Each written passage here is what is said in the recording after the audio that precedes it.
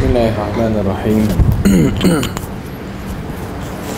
Innal hamdalillah nahmaduhu wa nasta'inuhu wa nastahdihi wa nastaghfiruh wa na'udzu billahi min shururi anfusina wa min sayyiati a'malina. Man yahdihillahu fala mudilla lahu wa man yudlil fala hadiya lahu. Ashhadu an la ilaha illallah wahdahu la syarika lahu وأشهد أن محمدا عبده ورسوله يا أيها الذين آمنوا اتقوا الله حق تقاته ولا تموتن إلا وأنتم مسلمون أما بعد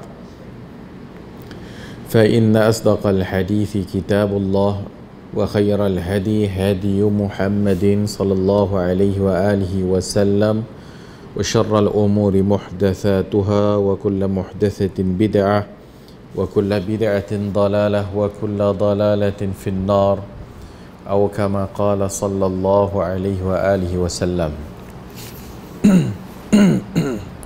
الغسل mandi.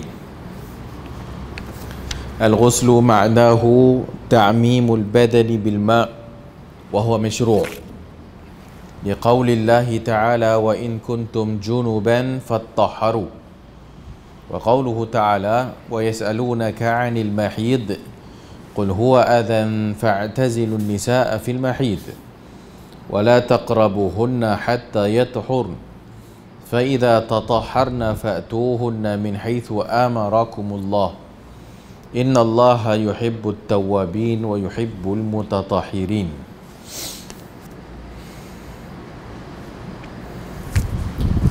Allah kata wa in kuntum junuban fattaharu, dan jika kamu berjunub, berhadas besar, maka bersucilah kamu dengan mandi. Wa yas'alunaka 'anil mahid, dan mereka bertanya kepadamu wahai Muhammad tentang hukum haid. Qul huwa adhan fa'tazilun nisaa fil mahid. Darah haid itu satu benda yang menjijikkan dan mendatangkan mudarat. Fa'tazilun nisaa fil mahid, maka hendaklah kamu menjauhi perempuan itu, jangan bersetubuh dengan isteri kamu. Wala taqrabuhunna hatta yathurn, dan jangan kamu mendekatinya, iaitu untuk bersetubuh sebelum mereka bersuci.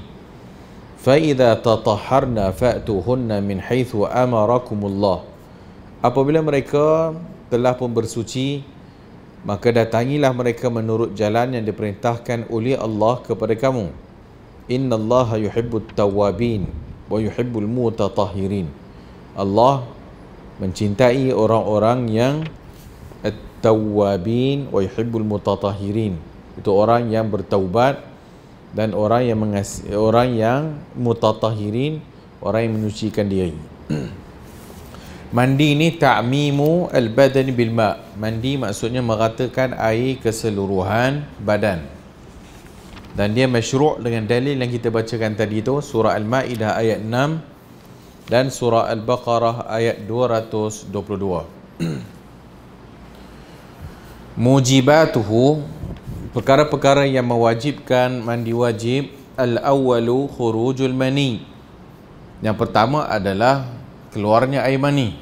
Bisyahwatin fin naumi awil yaqzati, sama ada dengan keluar air mani dengan syahwat, sama ada fin naumi awil yaqzah, sama ada dia sedang tidur ataupun terjaga, sama ada lelaki ataupun perempuan. Wa huwa qawlu ammatil fuqaha, dan itu adalah pandangan umum para fuqaha berdasarkan hadis Abu Sa'id. Qala Rasulullah sallallahu alaihi wa alihi wasallam al-ma'u minal ma', al-ma'u minal ma'. Kata Nabi, air itu mewajibkan air, itu air mani mewajibkan mandi. Rawahu Muslim. Wa an Ummi Salamah anna Umma Sulaim, daripada Ummu Salamah bahwasanya Umma Sulaim qalat ya Rasulullah inna Allah la yastahi minal haq, Allah subhanahu wa ta'ala tidak malu tentang masalah kebenaran ataupun perkara yang benar. Fahal 'ala al-mar'ati ghuslun idza ihtamalat?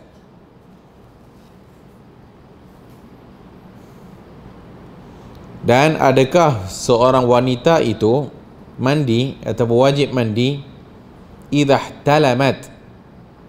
Terbalik tu. Idza ihtamalat, salah. Idza ihtalamat, bila dia mimpi. Qala na'am idza ra'atil ma'. Kata Nabi, ya, jika dia melihat air. Hadis Bukhari dan Muslim. Wa huna suwarun kathiran ma taqa'. Dan di sini ada beberapa masalah yang kerap berlaku dan kami akan menghuraikannya. Pertama, idza kharaja al-maniyyu min ghairi syahwatin bal limaradin aw barad fala yajibu al-ghusl. Pertama dia kata, jika air mani keluar tanpa syahwat tetapi kerana sakit ataupun cuaca sejuk, maka seorang itu tidak diwajibkan mandi. Dalilnya hadis Ali radhiyallahu anhu, qala lahu anna Rasulullah sallallahu alaihi wa alihi wasallam qala lahu idza fadakhatil ma' faghtasil. Rasulullah SAW bersabda, jika air mani itu keluar memancut dengan kuat, maka mandilah. Mujahid kata, ketika kami, itu maksudnya sahabat-sahabat Ibnu Abbas, Tawus, Sa'id Ibnu Jubair dan Ikrimah, duduk dengan membentuk halaqah di dalam masjid, sedangkan Ibnu Abbas ketika sedang berdiri salat, tiba-tiba muncul seorang lelaki di hadapan kami dan bertanya, adakah seorang mufti di sini? Kami pun berkata, luahkanlah apa yang hendak kamu tanyakan itu. Lelaki tadi berkata, setiap kali aku kencing, air kencing itu selalunya diiringi oleh air yang keluar memancut. Kami pun bertanya, adakah itu air yang boleh menjadi anak? Itu air mani lah. Lelaki itu menjawab, benar. Kami berkata, kalau begitu, kamu wajib mandi. Tetapi lelaki tidak menampakkan rasa kepuasannya, maksud tak puas hati dengan jawapan yang diberikan.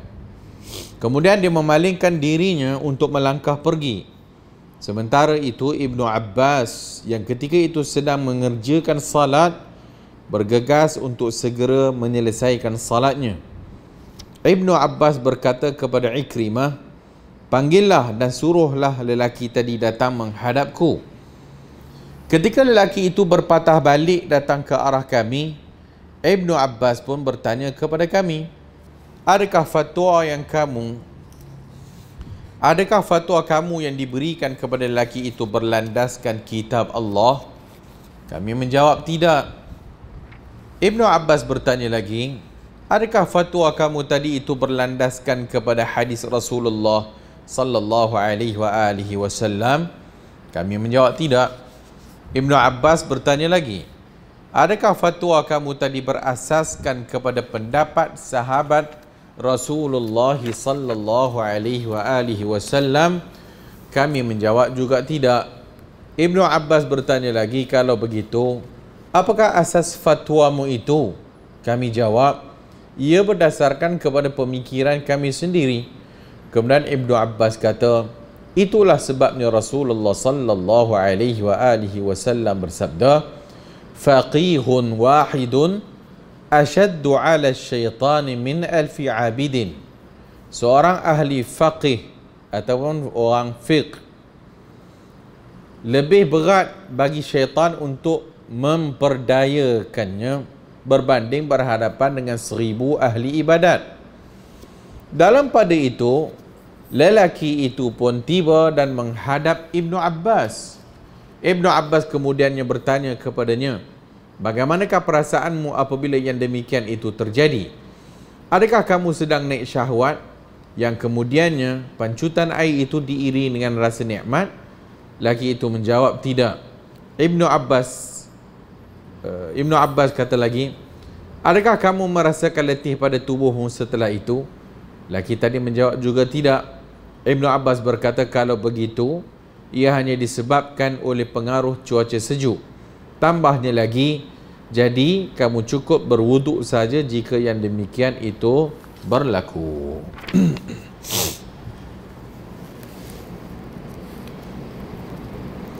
So, isu yang pertama ini dia kata idza kharajal maniyyu min ghairi syahwatin. Kalau air mani keluar tanpa ada syahwat.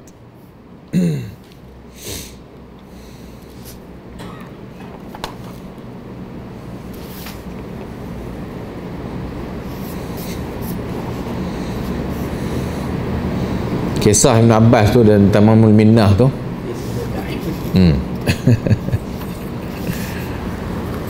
Hadis faqihun wahid ashaddu ala syaitan min alfi abidin. Satu orang faqih itu lebih berat kepada setan daripada alfi abidin, daripada 1000 orang ahli ibadat. Maknanya betul tu. Kerana ahli ibadat hanya semata-mata ibadat tanpa ilmu, maka hak ni setan tak takut lah. Tapi kalau faqih, orang alim, maka setan takut dengan dia. Qultu, kata Syekh Al-Albani rahimahullah, awradahu min hadisi Ibn Abbas fi qissatin lahu ma'a ba'di ashabihi min at-tabi'in.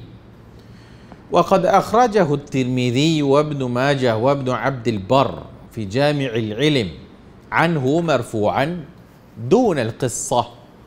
وقال الترمذي حديث غريب. Dibawakan hadis Ibn Abbas ni fi qissatin lahu, kisah yang kita bacakan tadi ni, bersama sebahagian sahabat dari kalangan tabi'in, iaitu anak-anak murid dia Ibn Abbas. Hadis ini iaitu hadis faqihun wahid ashaddu ala syaitan min alfi abidin. Itu hadis dia tu. Hadis ini diriwayatkan oleh Al-Imam At-Tirmizi, Ibnu Majah, Ibnu Abdul Bar dalam Jami' Al-Ilm secara marfu' dun al-qissah, tanpa kisah yang kita bacakan tadi. Berkata Al-Imam At-Tirmizi terhadap hadis ini, faqihun wahid ashaddu ala syaitan min alfi abidin, hadis tu kata Al-Imam At-Tirmizi hadisun gharib. Hadis gharib. Gharib, asal makna gharib, hadis tu hanya ada satu jalan je. Gharib, periwayatannya ada satu jalan saja periwayatan. Dan banyak hadis-hadis yang dhaif asalnya gharib lah. Tapi bukan semua hadis gharib mesti dhaif.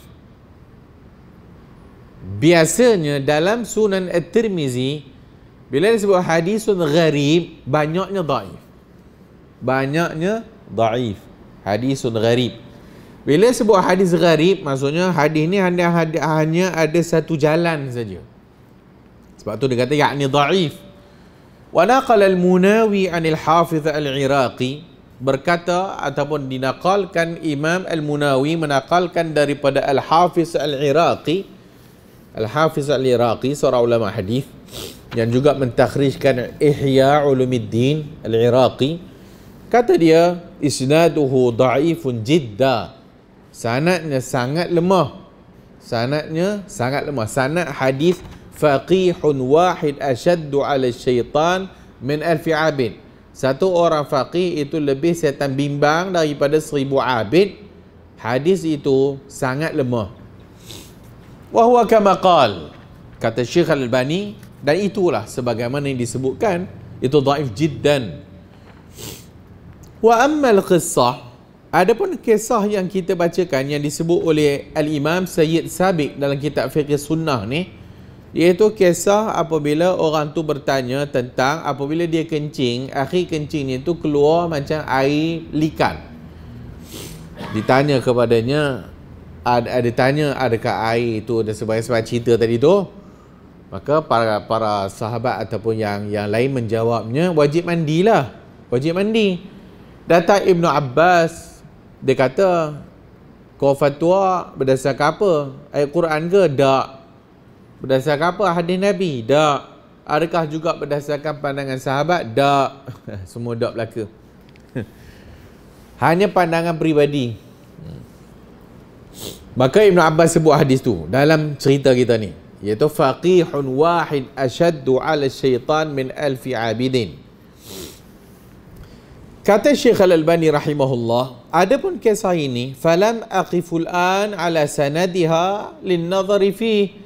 Aku al-an sekarang, waktu dia tulis kitab Tamamul Minnah ni, aku tak jumpa sanadnya lagi untuk aku tengok.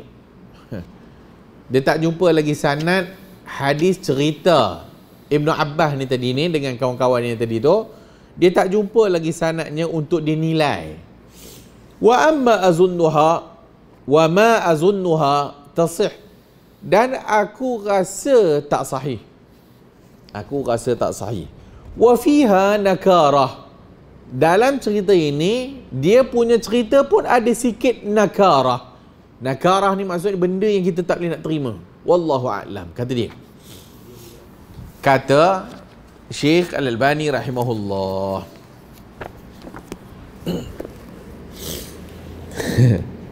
So macam mana cerita ni? So oleh kerana orang yang bergelumang dengan ilmu hadis pun tak jumpa sanad dia, apatah lagi kita. Apatah lagi kita nak jumpa sanad? Tak lah kot. Jika ada, bolehlah kot. Wallahu a'lam. Setakat yang disebut oleh Syekh Al-Albani, dia tak jumpa lagi sanad cerita ni. Bila dia tak jumpa sanad cerita ni, dia tak boleh nak hukum kepada hadis. Tapi dia rasa hadis ni macam tak sahih. Boleh tak dia kata begitu? Hadis ni macam tak sahih. Kalau dah dia itu ulama hadis, atau kalau seorang ulama hadis kata aku rasa hadis ni tak sahih, agak kuat jugalah. Agak kuat jugalah untuk menyatakan hadis tu tak sahih. Kerana dia bergelumang dengan ilmu hadis. Oleh kerana dia bergelumang dengan ilmu hadis, bertahun-tahun dalam ilmu hadis, sehingga dia iktiraf oleh ulama yang lain, dia kata dia tak jumpa cerita, dan dia rasa cerita ni aku rasa tak sahih. Kerana di dalam cerita ini nakarah. Cerita ini ada benda yang macam tak kena. Hadis-hadis yang sahih, bila keluar air mani wajib mandi, tak kira lah. Bila keluar air mani wajib mandi. Wallahu a'lam. Jadi komen kepada Syekh Al-Albani kepada kitab kita ni Fiqh Sunnah oleh Syekh Sayyid Sabiq ni, maka cerita ni wallahu a'lam tak jumpa lagi mana.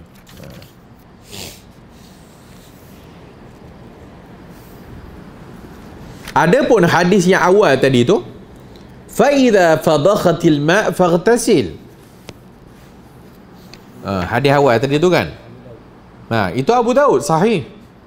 Apabila air mani keluar memancut dengan kuat, wajib mandi. Wajib mandi. Dan itu yang zahirnya. Itu yang zahirnya. Wallahu a'lam. Tapi cerita ni bagus untuk sikit apa orang kata, point. Ceritanya, dalam cerita kita ni, Ibn Abbas tanya, kau fatwa guna apa? Ayat Quran ke? Tak. Adakah kau fatwa guna hadis Nabi? Tak. Adakah kau fatwa guna kalam sahabat? Tak. Maka tak boleh pakai ya. Maksudnya apa? Fatwa yang nak dikeluarkan oleh seorang ulama mesti ada sandarannya. Mesti ada sandaran hukumnya. Dari mana diambil? Jika dia nak kata sesuatu itu haram, maka mesti datang dalilnya daripada Al-Quran. Jika tak ada dalam Al-Quran, dirujuk kepada hadis Nabi sallallahu alaihi wasallam. Dan hadis yang nak dirujuk itu mesti hadis yang bertaraf maqbul. Hadis yang bertaraf boleh diterima untuk penghujahan. Apa maksud hadis yang boleh diterima untuk penghujahan? Hadis sahih ataupun hasan. Dhaif dan ke bawah tak boleh jadi sandaran hukum. Dhaif ke bawah tak boleh jadi sandaran hukum. Kalau ada hadis dhaif ringan, ada lagi hadis satu lain dhaif ringan juga. Ada lagi satu hadis dhaif ringan juga. Maka hadis ni boleh dikuatkan menjadi hasan li ghairihi. Dia boleh dikuatkan sebab banyak turuk, banyak jalan periwayatan daripada dhaif naik kepada hasan li ghairihi. Hadis hasan kerana hadis-hadis lain ataupun periwayatan ataupun jalan lain yang menguatkan hadis dhaif tadi itu, sehingga menaik martabatnya daripada tak diterima jadi diterima. Hadis hasan memang boleh diterima kalau ada banyak hadis hasan, maka dia jadi sahih li ghairihi. Sahih disebabkan banyak penguat, jadi sahih. Maksud dia naik lagi martabat. Maksudnya hadis boleh naik martabat. Hadis dhaif jiddan, dhaif yang tersangat lemah, tak boleh naik jadi hasan terus, tak boleh. Hadis dhaif jiddan, sangat-sangat lemah, tak boleh nak naik taraf terus jadi hasan, tak boleh. Kalau ada hadis dhaif jiddan, sangat lemah, datang lagi riwayat lain dhaif jiddan juga, datang lagi riwayat lain dhaif jiddan juga, paling kurang naik jadi dhaif. Dia tak boleh jadi hasan. Dia naik jadi dhaif. Masih dalam ruang lingkup mardud, tak diterima. Jika naik kepada hasan li ghairihi, baru boleh diguna untuk hujjah dan baru boleh jadi sandaran dalam fatwa. Okey, berikutnya. Dalam cerita kita ni tadi, dia kata, adakah kau berhujah dengan hadis Nabi? Tak. Berikutnya dia kata, adakah kau berhujah dengan kalam ataupun pandangan para sahabat? Dia kata pun tak juga.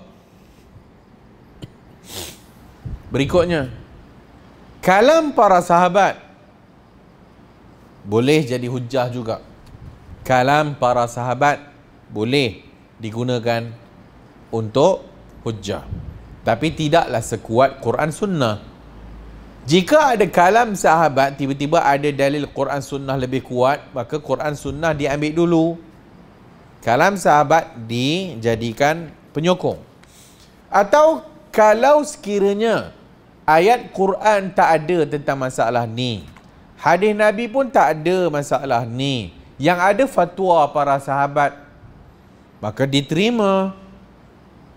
Tambah pula kalau sekiranya tidak ada khilaf, ijma' di kalangan sahabat, maka hujjah. Maka sahabat punya fatwa, maka diambil. Jadi, sandaran hukum. Dan berikutnya lah. Makin bawah, makin tak berapa nak kuat. Fatwa, dia kata hukumnya haram. Sebab apa? Sukati akulah. No. Tak ada fatwa yang boleh dibina atau ikut suka hati aku lah. Aku nak kata haram, haram lah. Aku nak kata harus, haruslah. No. Ini agama bukan agama mak bapak kita. Agama ni agama Allah Ta'ala. Agama ni agama Allah yang disampaikan oleh Rasulullah sallallahu alaihi wasallam, bukan agama bapa kita. Maka tak boleh suka-suka hati, ini aku rasa macam bagus saja, so harus. Mana boleh? Ini aku rasa macam tak kena selera aku, haram. No.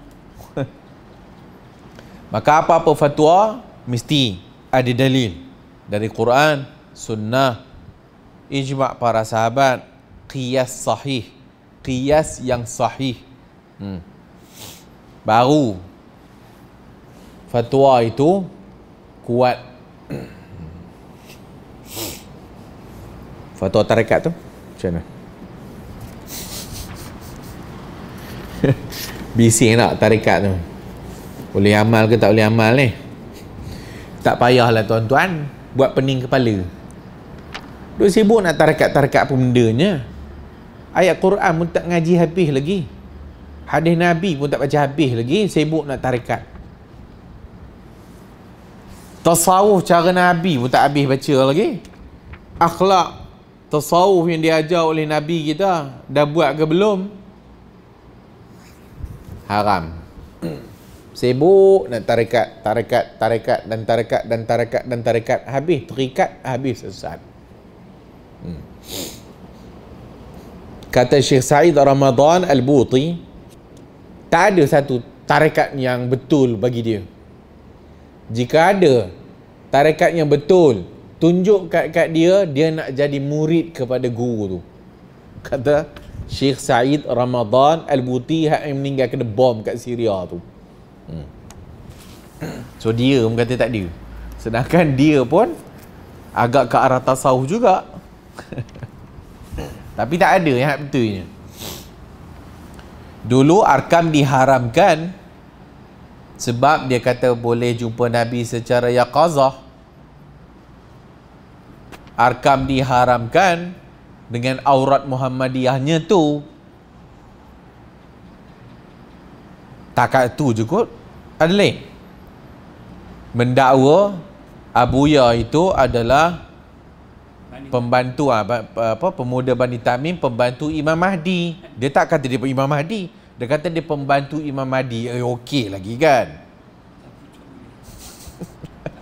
Tak nak kira lah. Dia tak dakwa dia Imam Mahdi. Dia dakwa dia pembantu kepada Imam Mahdi. Dan dia pun tak dakwa dia jumpa Nabi setiap malam. Dia pun tak dakwa setiap malam dia yaqazah jumpa Nabi. Apa maksud yaqazah? Macam saya jumpa Ustaz Hashim kita ni berdepan ni, macam tu lah dia jumpa Nabi. Dia pun tak dakwa setiap hari. Tiba-tiba Hak Nazim Haqqani tu setiap hari jumpa Nabi yaqazah. Halal. Tarekatnya halal.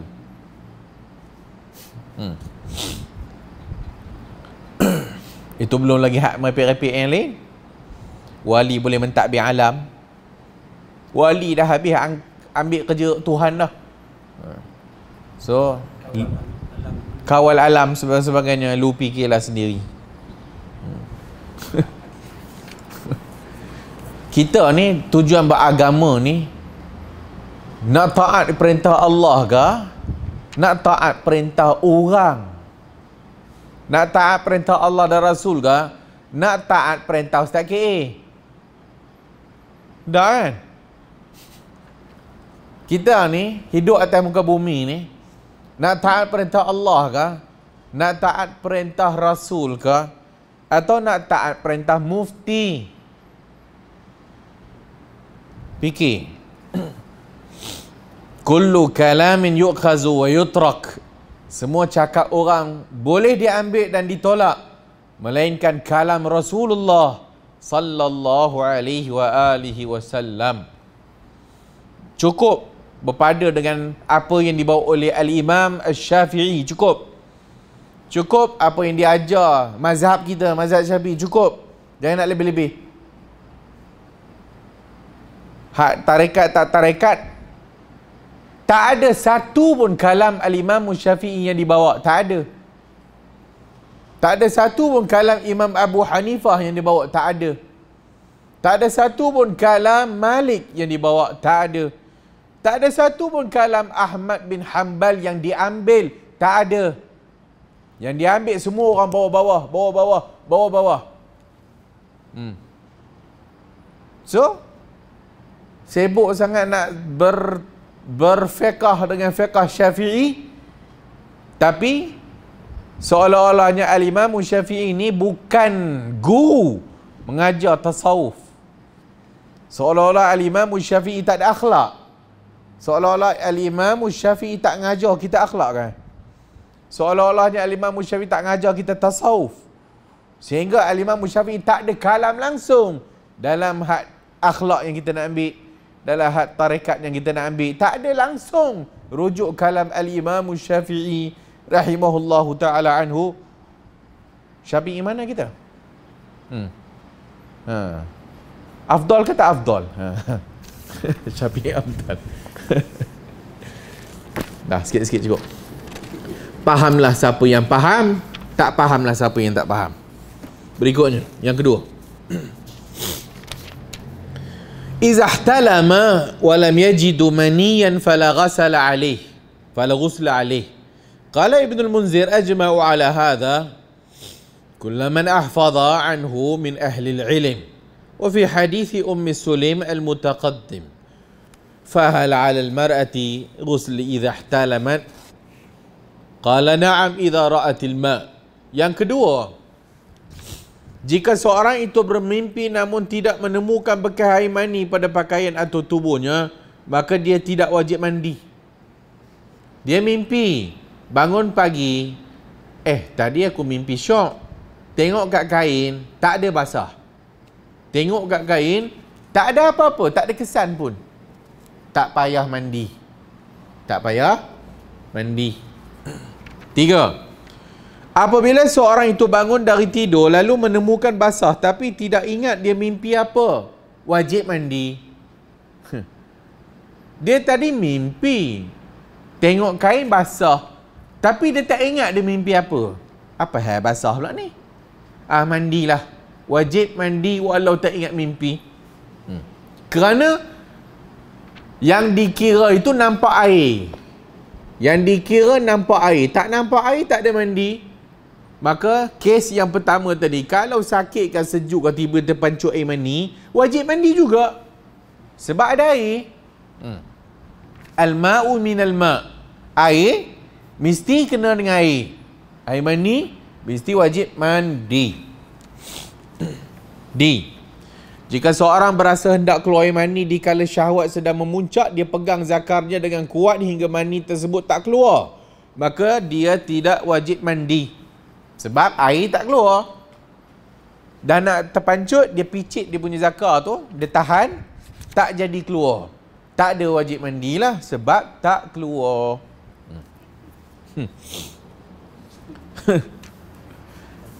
E.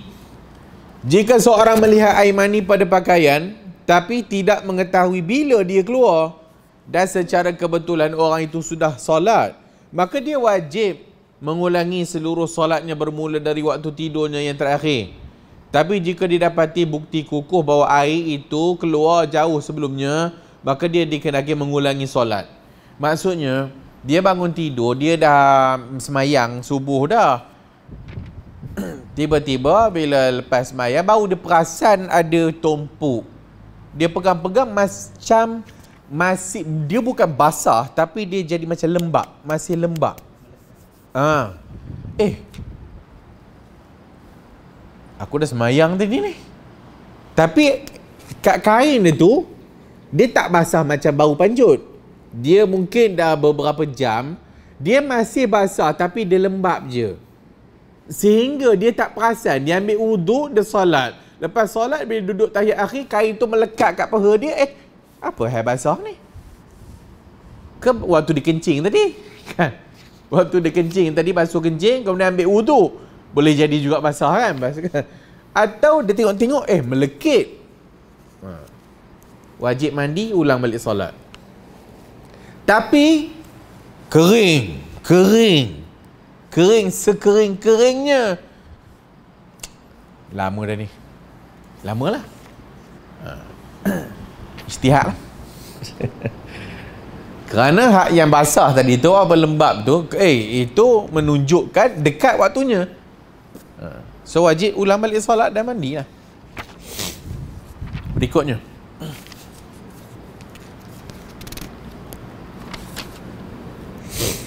Yang kedua, iltiqa'ul khitanain, iaitu bertemu dua kemaluan, dua khitan.